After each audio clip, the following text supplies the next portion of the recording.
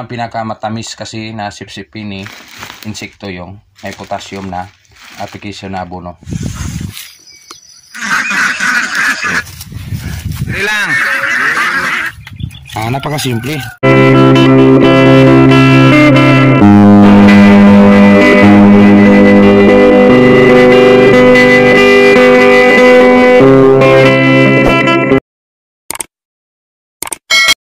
Sakto. Morning, mga kasakto.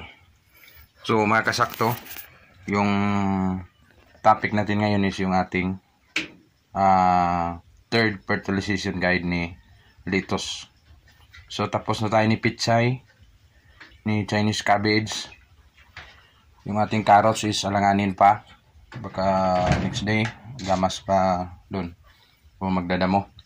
So, ngayon, ang ipakita natin is yung paulit-ulit nating i-remind sa ating mga kapwa farmers yung ating pinaka-best. Wala na tayong itinatago sa ating lettuce. Sadyang malaki lang talaga yan pag balansin yung bigay nyo na organic at saka synthetic. So ito yung pinaka-best pang last ko na abono.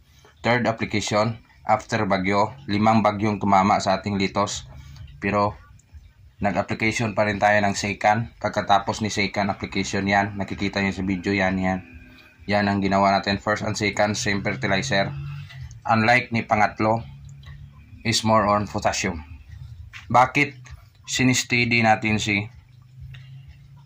1846? It's because meron siyang phosphorus na ma-maintain niya yung ugat, mapanatili niya na kung magka-bulas man siya, magka-potassium man siya, ito bagong bukas ito. Yan, yung trademarks.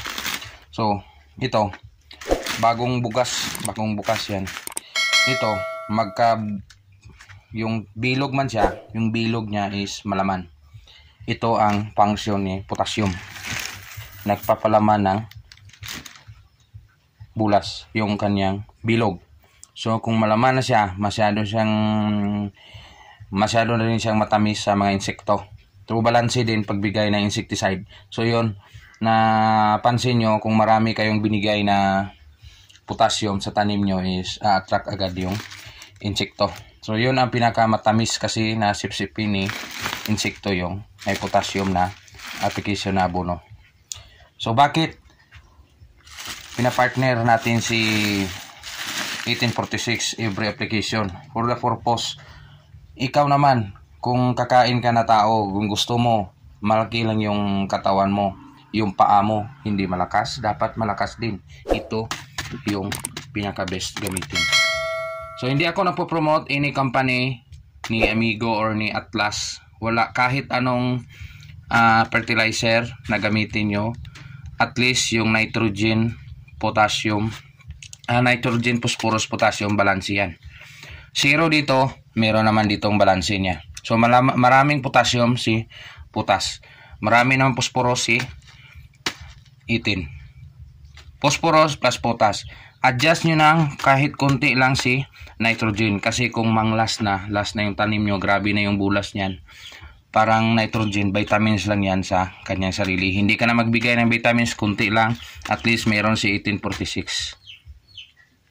Hindi din ito pwedeng suluhin. Hindi ito pwedeng siya lang. Kasi balanse nga ang binibigay nating nutrisyon. Yan ang sikreto ko sa tanim ko. Wala akong tinatago rito. Pawang katotohanan lahat ng aking pinapakita sa inyo.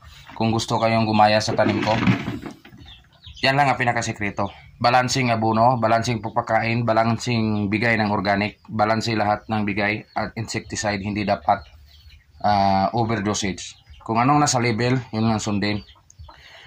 Yung lupa nyo ibalanse, maraming organic. Hindi lang tayo basta-basta magtatanim.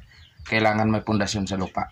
So, in the next video, i-apply natin kung paano ito ititira doon sa ating farm.